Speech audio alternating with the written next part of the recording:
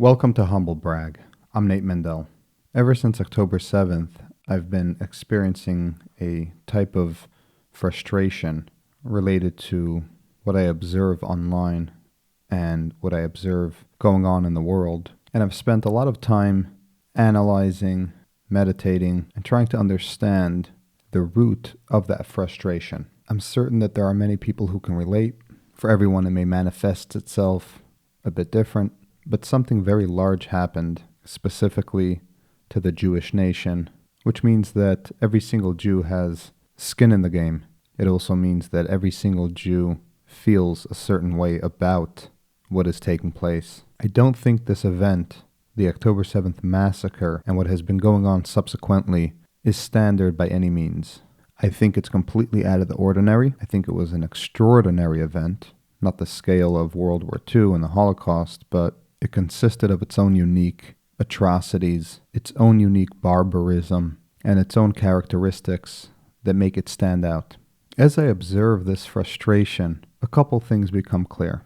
The frustration is rooted in the notion that there is so much dishonesty taking place.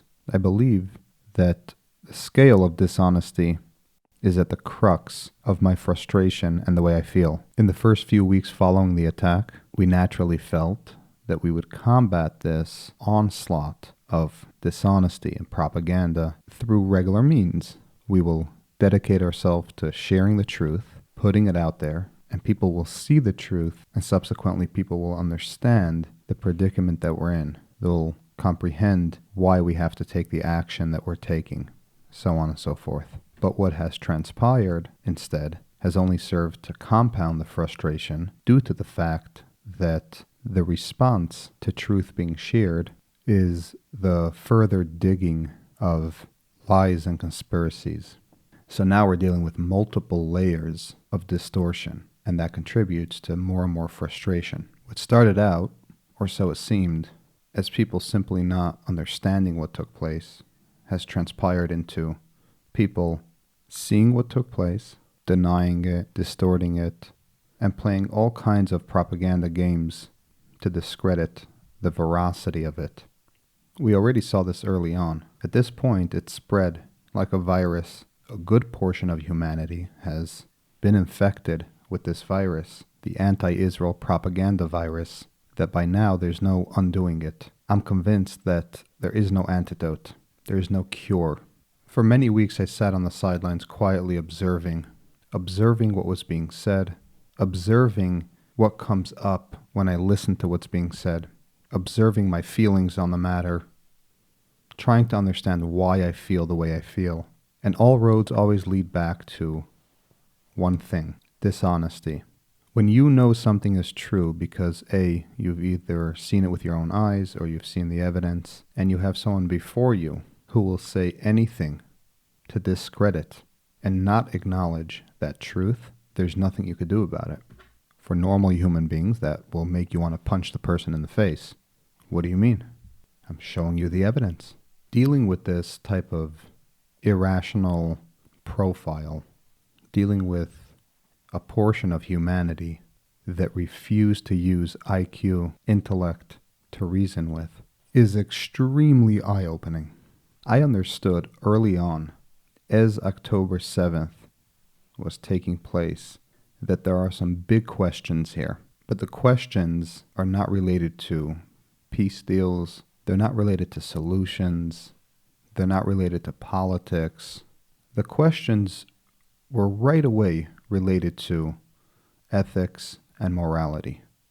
As you can hear in these excerpts from previous episodes, I realized instantly that people are focusing and talking about the wrong things. What is taking place here? Watching the news, looking online basically at what's going on, it's really frustrating because it feels like everyone's just talking about the wrong things. At least 2/3 of the people, right? That's a feeling you get. In this episode, I want to talk about the right things, or things that matter. Tachlis, as we say in Yiddish and in Hebrew. The bottom line, or the purpose. There has to be purpose in what we're talking about. And right now online, probably 90% is purposeless or more. There's very few people talking about tachlis. But as the weeks unfolded, nothing improved. The world at large returned to their familiar habit. speaking about, arguing about politics. And I sat and I observed. And I wondered, is there anyone talking about things that matter? What I have found is that, yes, there are individuals who understand which conversations matter and which don't. But as always, it isn't the people on social media. It isn't the politicians. It is our rabbis and our spiritual leaders. Once in a while, you can catch a glimpse, an inkling of truth from public figures, but generally they retort to politics. In observing this phenomenon, I have both answered my question. I also found the information that I need to sustainably move forward without frustration. After all, how can you listen to nonsense day and night and not react emotionally? The answer is as follows, and this is often the answer, not just for this situation. It's a klal, a general idea that pertains to almost everything in the public domain. The world at large doesn't care about truth. This is what's lacking in 99.9% of conversations taking place in the propaganda domain. Nobody's interested in truth. The politicians are not interested in truth. People on the right, people on the left, not interested in truth. But as a religious Jewish person, we should only be seeking the truth. The truth is godly, and we aspire to be godly. When you understand that a half or 2/3 of this world, maybe even more, maybe it's 80% of the individuals in this world are ruled, controlled, moved by emotion, not by intellect, not by wisdom, not by ethics, not by morality. They're moved by their emotions, and that they will never, the large majority of them, with some exceptions of course, in other words, people grow up, they make changes, but the majority, the body, the movement of the world, the heartbeat of the world, will never be moved or directed by way of truth or intellect. You could begin to take a deep breath because a good diagnosis is a half a cure. Now we understand the problem. Now we could breathe. There are ideas that in the Messianic era, truth will be revealed. Somehow if Messiah comes, if Mashiach comes, and he brings the knowledge of God to the world, so on and so forth, maybe there will be some kind of awakening, a global awakening. But these are ideas that we can't really put our hands on. We have to deal with what is right now, what is real right now. And what is real right now is that the majority of the world, as I said, like the heartbeat of the world, the individuals, the collective heartbeat of the world, is governed, is active based off of emotion. And like I said, the body of the world will never be moved by the heartbeat of truth, intellect, morality, and that we should not even expect it, because the point of knowing this, learning this, understanding this, is so that we could free ourselves from potential frustration that it may cause, so on and so forth. It's not to try to change the world. You're not going to change the world by knowing this. You're simply going to understand the world. A very small portion of the world, of our population, really and truly care about truth across the board. Right now, the history of Israel, Gaza doesn't matter, but let's just pretend like it did matter. Those who really care about the truth and those who are intellectually honest, they're going to say, I don't know much about this topic. Obviously, the propaganda online is not here nor there, it means nothing. I'm going to open a book. I'm going to learn history. I'm going to understand this topic before I speak to it. Clearly, that's not taking place, right? Most people who comment on, who share rhetoric against Israel, most people never read a book in their life, let alone a history book about the Middle East. Okay, so the root of the frustration is directly correlated to our inability to see truth absorbed, acknowledged on a global scale. But once we understand that the majority of this world is not interested in truth, and that they never will be, and that the truth will never be accepted by the majority of the world, then we have a good analysis on the situation. We could take a deep breath. An aspect of surrender comes in, because we have to trust that this is part of God's plan, and that this is the way that Hashem wants the world to operate at this very moment, and there's not much we can do. And again, this is part of the frustration. Am I sure there's nothing I could do? The truth is right here. It's in my hand. It's 2024. We have technology. We have innovation. It's through the roof. You can't somehow give over this truth to the world? The answer is no. You cannot. Coming to accept that, allowing that to resonate is imperative for mental health and stress-free living during these times. Understand something important. There is little to no truth taking place across the board. Choose any topic. Our enemy's biggest complaints. We killed more than 10,000 children in Gaza. Okay. I'll admit, for the sake of this conversation, that more than 10,000 children in Gaza have been killed. Is there something you want to add to that? Is there a question? If we were having truth-based conversations about ethics and morality, they would be very boring conversations. And by the way, the truth does exist. It's just sprinkled in between a whole bunch of BS, and it's hard to identify. For example, so many children dying in Gaza. Okay. So ultimately, they have to make a claim. So let's just get down to the crux of the matter. It's not moral, says who? How can killing 10,000 children be moral? Okay. So behind every complaint, you have to get to the crux of the problem. 2/3 of what you see online are observations. They're not talking about the crux of the issue or what the actual complaint is. Israel bombed Hezbollah? Cool observation. Do you have a problem with that? Is there a problem with that? Truth-based conversations become very boring conversations for the world at large, not for intelligent people. So if you push your opponents into a corner and you don't run and hide when they're going to inevitably call you names, tell you how bad and evil you are, so on and so forth, the conversations go very differently. I've seen this numerous times play out on X. For the few individuals who will dialogue, it breaks down very quickly. And it usually finishes with them calling me a psychopath and a Nazi and this, that, and the other. Why? Because when you have truth on your side, you don't have to run and hide from somebody else's disapproval. I already know going into the conversation that we are going to disagree on the foundation, on whether or not it's moral, because I've had this argument 100 times, and it's going to finish that way. You're going to say it's not moral. I'm going to say it is moral, and then I'm going to ask you where you get your morality from, and then I'm going to tell you where I get my morality from, and it hasn't changed. Some individuals who are pro-Israel, say someone like Ben Shapiro, when he's pressed on numbers, now let me just be clear, a lot of people who are supporting Israel, they try to avoid the whole number conversation because you don't want to be insensitive and you want to be careful, and there's so many different reasons. Meanwhile, those are the exact conversations that should be taking place, that need to be taking place for people to understand. And so I've heard a few conversations from a few different people, for example, Sam Harris, Ben Shapiro, and a few others, where they said it how it is. Morality doesn't look at the numbers. In this particular scenario, the action that the IDF is taking, whether it's moral or not, has nothing to do with the number of casualties. Now, these types of individuals make that clear. It could be on a famous show like Piers Morgan, but nobody processes that. That is at the very fabric of all of this. That should be the only conversation, because if we could agree or agree to disagree on that particular point, then conversation is done. There's nothing else to talk about. Yes, 10,000 killed. Is there a moral conundrum there? No. Can I go home now? Is this conversation finished? Truth-based conversations are boring conversations. They end quickly. They're very simple. They're rooted in the Old Testament, the Torah.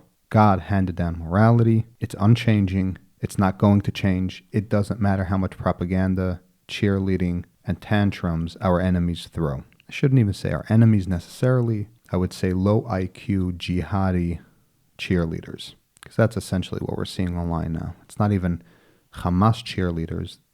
At this point, that entire segment of population pretty much supports every jihadi terror group out there. One of the things that I despise about news and media, working off the same example, Piers Morgan, is that through his modality of questioning people, he brings a lot of nonsense to the world. This is one of the reasons why news and media is so far from the actual truth, because inherently there's a conflict of interest. News should be fact-based, as though you're on a crime scene dealing with physical evidence. The people sharing news, the companies who run news outlets, they have a different agenda. Their objective is viewership, because viewership equals money, earnings. So how can you have an entire industry based off of profits be tasked with a job that is fact-based and idealistically unbiased? If you think about it, they don't mesh, but yet somehow this is how we get our news. When Piers Morgan has someone on and asks them, how many babies need to be killed before it's not okay? And that person responds with moral clarity, that morally, the number is insignificant. Now, Piers Morgan, as a smart, intellectual human being, knows the answer to that question. He knows the answer. He was the one who asked it. He received the answer. But what does he go and do? On the next interview, he asks the same question. Now, I understand. One argument is that there may be new viewers with each video, so he has to play devil's advocate on each video. Number two is he just needs entertaining content, controversial content. He doesn't really care about the truth, because the more controversial it is, the more views it'll get, the more earnings he makes. But on the flip side,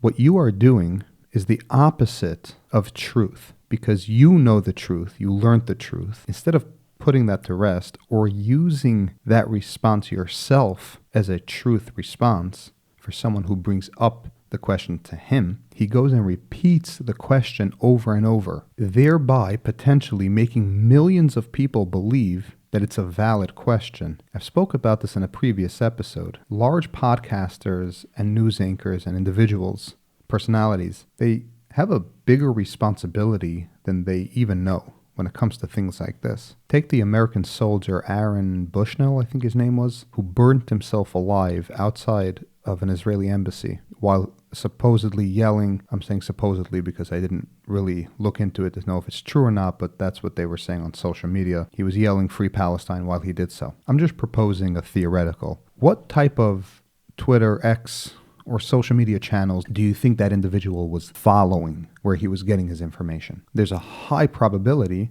that he was following some of the big names out there. If it was on X, maybe it was some of the huge propagandists like Jake Shields, Jackson Hinkle, or whatever his name is. Maybe it was Piers Morgan asking these types of dumb questions, right? I'm just trying to make a point. Maybe it was Joe Rogan, where he has a 3-minute piece talking about how scary Israel and being all dramatic, all this stuff. Influencers at that scale don't understand necessarily the consequences of sharing bad content. They're so focused on viewership and growth, they often completely overlook their responsibility and their part in influencing people. So when Piers Morgan has a response to his question and he knows the moral answer to it, he knows the truth, but on 50 subsequent interviews, he keeps asking the same question, how many millions of people did he stir?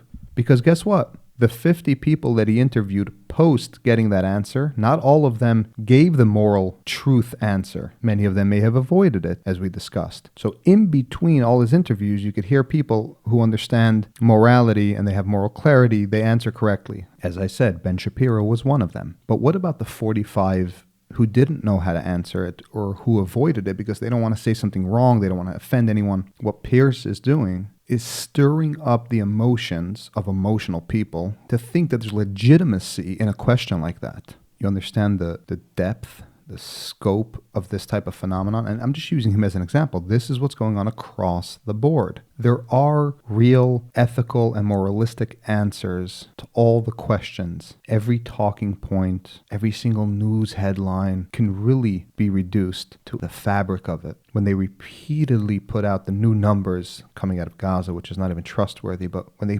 repeatedly do so, as if it's some kind of news breaking headline, 31,000, 31,500. Okay. It could be 500,000. It doesn't change anything.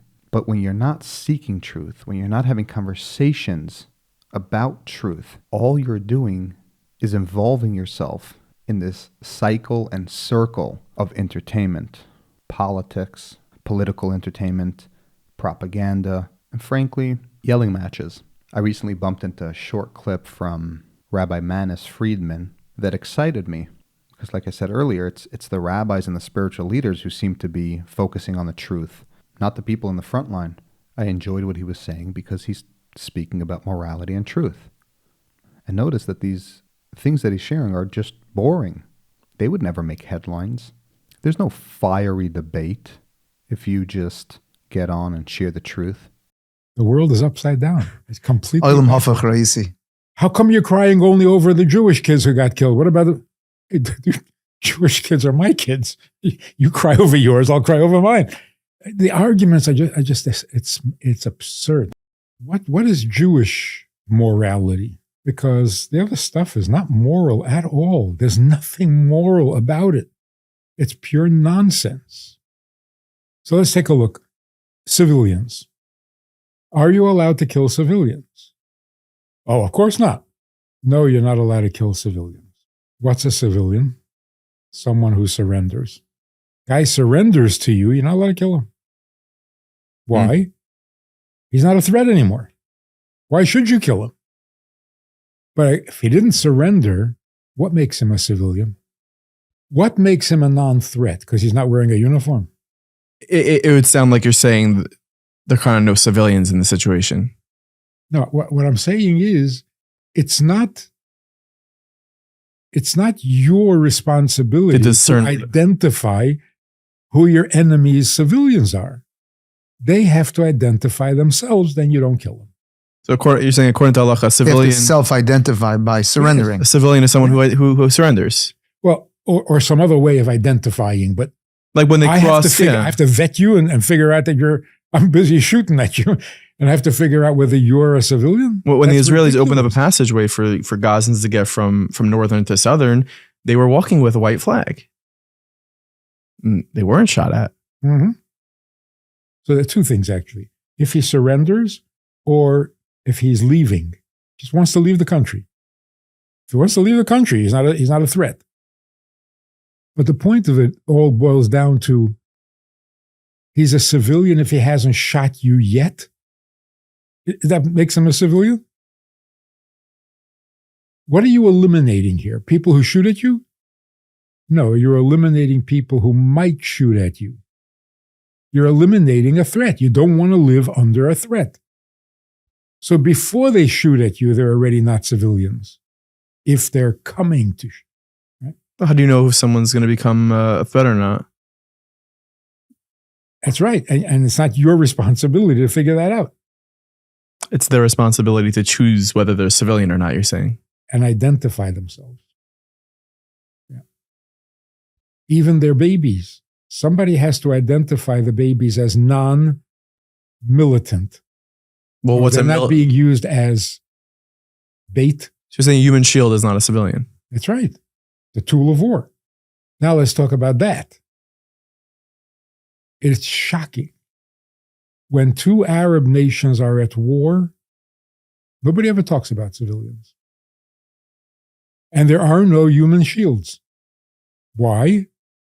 Because what would be the point? Only with us, because we keep telling them that we won't shoot civilians. Now it pays for them to use civilians as shields. So it turns out that by saying we won't shoot a civilian, you've put every civilian into danger. We keep telling them. So it's not once in a while. Every time a politician gets up to speak, we are very careful. We go very carefully. We check with the legal system to make sure it's not violating any laws. Oh, good. Now we know what to do. And of course, the same is true with hostages. Two Arab countries are at war. They never take hostages. Why is that? It won't do them any good. It's not an effective strategy. It's not effective. Right. The other country is not going to give back prisoners. Is there, I'm curious, from a Torah lens, is there any halachas pertaining to an exchange of threatening prisoners for innocent lives? Yeah, there's a famous story of Myram of Rottenburg, who was arrested, and they were going to ransom him, and he said no. You put every rabbi in danger all over the world. And is that the correct mahalach? Yes. How many people are going to die? Well, you know, it's terrible what happened, but we do know that Yahweh Sinwar was released in the Gilad Shalit deal, and he's the mastermind of this attack. So unfortunately, in this situation, from the Shalit deal, we're able to know exactly how many people were killed immediately, which was thousands. So even if you do intend to give everything in exchange for. Don't announce it. Don't make it a negotiable deal or Becomes a currency. don't tempt them. It's To- literally no, meaning- you're tempting them to use. It's incentive to kidnap Jews Yes. because they're worth X amount of Arabs. All right. So with non-combatants, there is a halachic approach. You don't kill people who are not a threat. Makes so much sense. It's so moral. Nobody gets hurt. But this crazy interpretation that if he's not wearing a uniform, you're not allowed to kill him, which encourages them to, this is not moral. It's childish. It's literally immature. Now, proportionality. Is there such a thing? Well, Israel didn't respond in proportion, meaning we didn't do to them what they did to us. Israel is a real army. They would never do what they did to us in terms of how far they've gone with the atrocities they committed. Oh, but we killed so many more. And Of how it really Palestinian. isn't even an argument. It's like, just go back to school and learn something. So- it's so absurd. So teach us, Rabbi. What does proportionality mean? An eye for an eye. Sounds like, right? Mm-hmm. We killed 10,000. The world was quiet. 11,000, everybody said, no, too much. Oh, I'm sorry. We should have stopped at 10,000. This is so ridiculous. What is this, potatoes you're counting here? You're saying when it comes to proportion, even if you killed 5, if those 5 are not justified, then it's not proportional. It Yes. doesn't matter amount. Right. So what would justify? If I can achieve peace by killing one person, then I'm not allowed to kill 2. Why should I? The objective is to bring peace. And peace means your enemy is so intimidated, they will not try again for 40 years. That's peace. If they're going to try again in 6 years, you haven't even finished this war. Where does that, I'm just curious, where does that 40-year barometer come from? Shimshon. Okay. 30 years is also good, but not 6. 6 means you just didn't finish. Mm-hmm. You wait like 2-3 generations. The great-grandson doesn't remember the defeat, so he may have the courage to try again. But as long as they remember, they're not going to try again. That's called peace. It's a scary thought. Why was there World War II so soon after World War I? Right. With the same people, the Germans. You defeated them just 10 years ago, and they're back at war with the whole world? World War I never finished. Really, you shouldn't even call it 2 wars. 1A, 1B. And why didn't it finish? Because the German army was defeated. The German people never felt the war. There was no fighting in Germany. Without the internet, without the information highway, the Germans could be convinced that they won World War I. How would they know? If the propaganda chief says, we won, and make a parade, they would never know. The raya is sort of World War II. Dresden, they felt it. That's a scary thought. Had they finished World War I, there wouldn't have been World War II. And for us, that means Finish the job. there wouldn't have been a Holocaust. Had they finished it. But what does it mean to finish it exactly? Because you can't just carpet bomb Germany We did, in World War II. You're saying. right? In other words, you have to defeat the people who create the army, not just the army. If you defeat the army, they'll wait 10 years. The teenagers will become old enough, and they got a new army, new and improved. So you haven't finished. Okay, so proportionality means if you can achieve peace by killing 1 person, don't kill 2. If you achieve peace by killing 1,000, don't kill 1,001. But if you will not achieve peace unless you kill 50,000 and you stop at 40, that is so immoral because the 40 died for nothing. And that's your enemy, 40. And then you've got your own. All those people died for nothing because you didn't achieve peace. So proportionality means if you've achieved peace, stop.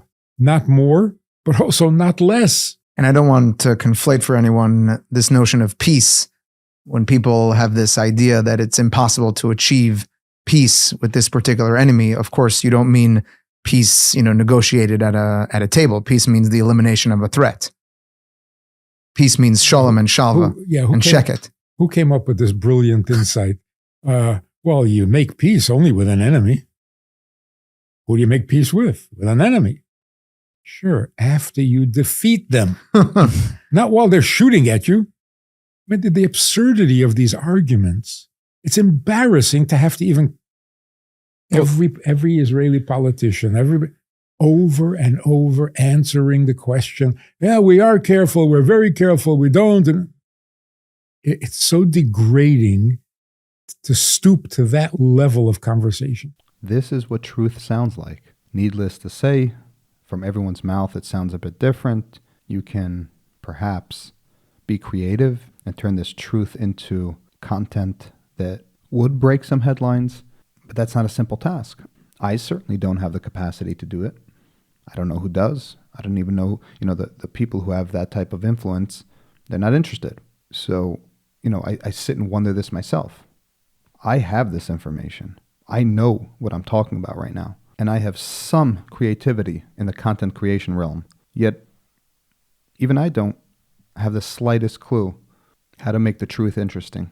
Maybe in some messianic way, during the messianic era, there will be some creative individuals who will understand how to bring this truth to light so that it could start influencing the majority of the populace. But as of today, that's not taking place. And I think knowing this can help us make the decision to center ourselves, to refocus. It's not our job to change the world.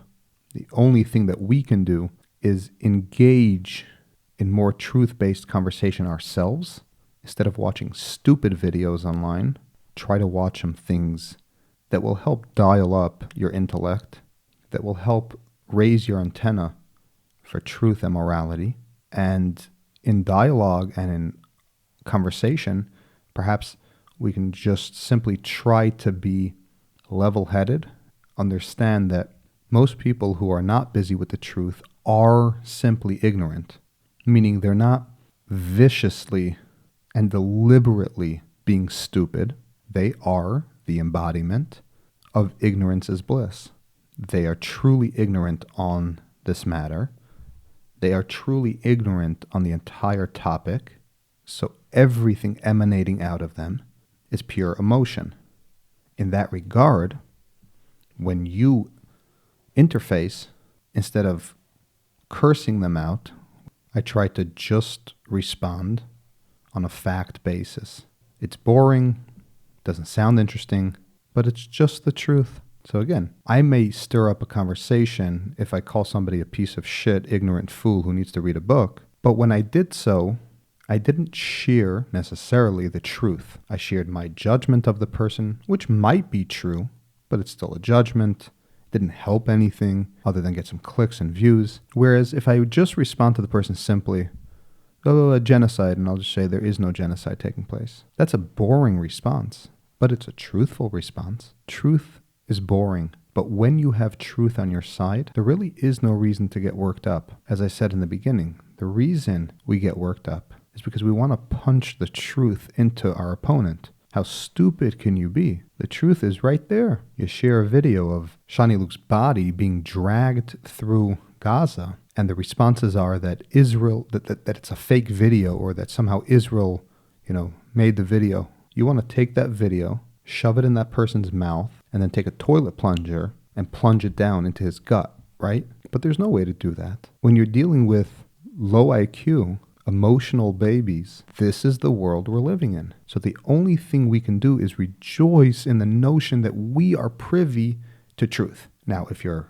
a person who argues, gets into conversations, so on and so forth, sure, share the truth, but don't let the ridiculous and utterly nonsensical stupidity of ignorant people get to you. I'm still working on this myself. It's been more than 4 months, and just over the past few weeks, I'm starting to get to that position where I can live my life and not feeling frustrated about the fact that a huge part of this world and society is derailed from the truth. on all fronts, but more specifically when it comes to the Israel-Palestine conflict. Another behavior that I find reprehensible on talk show, using Piers Morgan again as an example, is that the hosts themselves don't necessarily understand where their morality comes from. That's why somebody like him was using the term moral quandary from the get-go. He had no clue. Sure, the IDF has the right to respond, but up until what point? How many die until it's in? And recently he starts saying things along the lines of, they're already going too far. Too many have been killed. That's a display of a human being that doesn't understand morality to begin with. Because if you base your morality on numbers, then your morality doesn't exist in that particular domain. So again, there are a lot of people who simply don't know what is right and wrong. As I mentioned earlier, the first thing I did was jump on these conversations with my brother, with Shoshi, with family and friends. It's the only thing I can, because the only thing that matters in this conflict is ethics and the morality behind the notion that we're going to go kill people now. So I found that to be an area of interest from the get-go. But how many people are online really care about that? Talking about utter stupidity day and night. This happened, that happened, the other. But those who have moral clarity, they understood right from the get-go what war, killing, and all of it is rooted in. Because when you have morality by your side, you understand where you're coming from. It doesn't waver because it was a crazy attack. It's truth. What Manis Friedman was saying is exactly the same thing that my brother said, and I believe this was within days after October 7th. And if the purpose of the war of victory is victory over the enemy, meaning you have to define an enemy and you have to be willing to vanquish the enemy. The only conversations that matter right now, and the only topics that you need to understand and know how to answer, are as follows. What is war? What is morality within war? What's the purpose of war? And how can we conduct it? Once you understand that, everything else falls into place. The objective of war is victory over the enemy, as Yuri said, or as Manis said, to restore peace. Same thing, different words. How many people die on your way to getting to that objective? That's completely relative. I mean, think about the butterfly effect. Everything and anything could affect that. If a Hamas individual holds a civilian and doesn't let them leave their apartment and hides there, and then the IDF blows up that apartment, well, more people died than theoretically had to, because the Hamas individual didn't have to use them as human shields, but he chose to. So now more people died. So the number is completely irrelevant.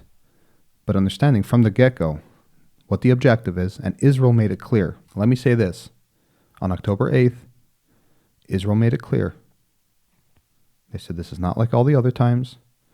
We are going to go in, and we're not going to leave until Hamas is eradicated. Thank God.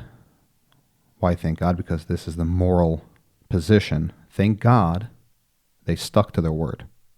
Because judging from their past, as Yuri in a previous episode mentioned, it's wish-washy, right?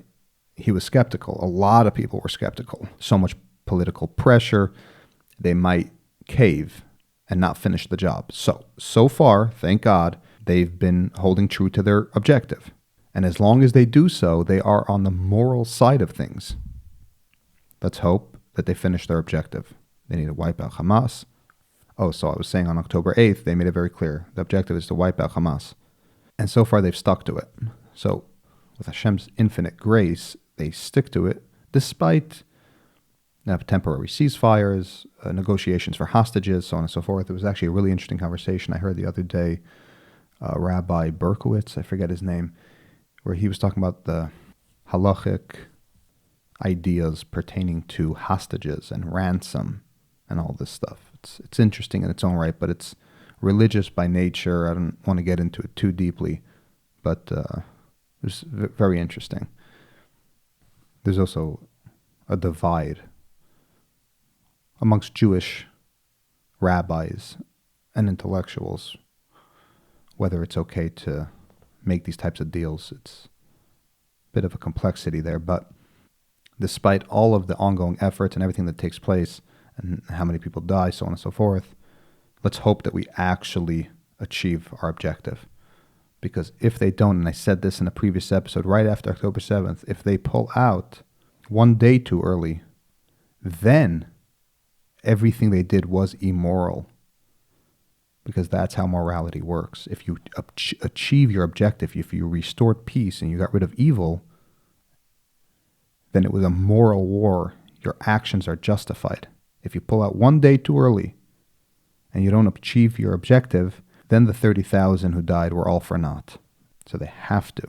And in the rare event, I don't imagine this is the case, but in the rare event that there's even one Hamas supporter listening, there's only one way to reduce civilian casualties. And I'm doing the quotes under civilian because of what we just heard from Manis Friedman. The whole idea of innocence is a joke in its own right. As I was saying all along, define innocence. But anyway, the only way to reduce the amount of civilian casualties is if the entire world implores Hamas to return the hostages and to surrender. That is the only way less civilians are going to die. So all these Hamas supporters whining and crying about civilian deaths, they don't actually care because they're not doing the only thing that can make it go away, and that is to push Hamas to surrender. This is akin to the end of World War II, when the Nazi leadership was coming to an end, the Allies were going in, and they were going to put a complete and utter stop and end to the Third Reich. Hundreds of thousands, if not millions, of German civilians were killed. So let's use history as a tool to learn if that is, and it seems to be a very similar situation, that was evil. The Allies came together, said we are going to end evil. Here you have Israel dealing with evil. Israel says we're going to end evil. All indications point to the fact that they're not going to stop. So then the only thing that could have been different, perhaps, at the end of World War II, would be for all the civilians to urge the Nazis to surrender. Not that it would work. I'm just saying that would be the only action they could factually take to save their own lives. And I don't see it any different here. The only thing the world can do to reduce civilian casualties is to push Hamas to surrender. Otherwise, unfortunately, more civilians will die as Israel inches closer to finishing their objective. How do we sleep at night, you ask? We sleep at night because we have morality and truth by our side. We understand that responding to evil and being evil are two completely different things. Let's pray for the restoration of peace. Amen. Leave a like and subscribe.